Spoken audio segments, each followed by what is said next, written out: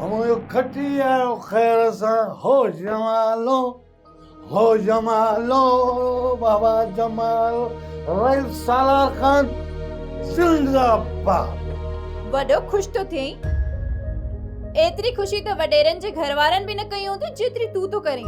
प्रिय पाटोड़ी मुझी रोजी बंद थी वही। नूर मिटे कसमा न चस्पे मिले न चॉकलेट न अच्छी चीज न गाड़ी चीची तब्बा थी मानो रोजी कोशारी खोली। चवे तो तुंजे कपड़न में धप थी अचे। हेरे नहीं दिकर मां सजी उम्र तवा जो ठेको खयो आ छा। वो तू जगह नवे दिए तो वो मुझे जिंदगी है मौत जो सवाल। जिंदगी खा इज्जत ऐं आबरू वधिक कीमती आहिन। तुंजी जिंदगी खातिर हर पल मां मौत के कबूल नथी करे सका। मां चवाए तो बंद कर या ज़बान। कहीं बड़बड़ न कर फुजुल न कर गाली हुई है मुसा। तू बंद कर ज़बान। मां वधे की जिल्लत वाली जिंदगी नथी गुजारे सका। इनयो मतलब यो छो तो तू मुखे मारण सी चाही हां। तुंजो मौत कबूल आहे। मां पाजे पाण के नीलाम नथी करे सका। विशाल तो किए न चली तू रस सालार जे बंगले ते। तू त छा माणे भी ॾिसंदी। चङो वाला रात चवंदे बस सुल्तान बस मुखां गलती थी वई। वो गलती तो उन ही ॾींहुं कई।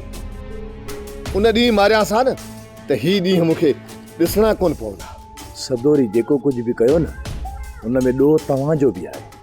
सदोरी को गुनाह ना आहे कयो। उन शादी कई आहे ऐं शादी करण को गुनाह कोने को। सुल्तान उन असांजे मुंहं जे मथां दांगी मिली भॼी वई हुई।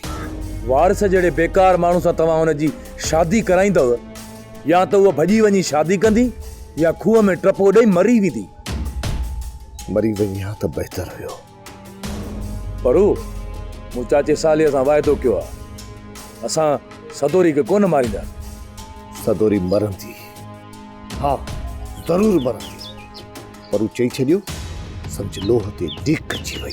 न परू न, अॼु लोह ते लीक कोन ईंदी। अहिड़ी भेण खे ज़िंदा छॾिया जेका शादीअ जी राति भॼी वई। तोखे ख़बर आहे सुल्तान असां घणा ॾींहं घर खां ॿाहिरि न निकिता हुआसीं। मोटी आई त वरी खेसि बख़्श कयोसीं।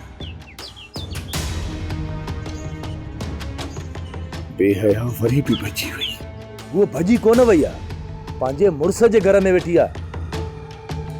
हुन कुलूअ सां निकाह कयो हुयो। तव्हांजी अखियुनि ते इहा जहालत जी पटी केतिरे टाइम ताईं चढ़ियल हूंदी। सोप सीरियल सिंध ॼाई तमाम एपिसोड्स ॾिसो हाणे HD क्वालिटीअ में। विज़िट करियो असांजो YouTube channel Sindh TV HD drama.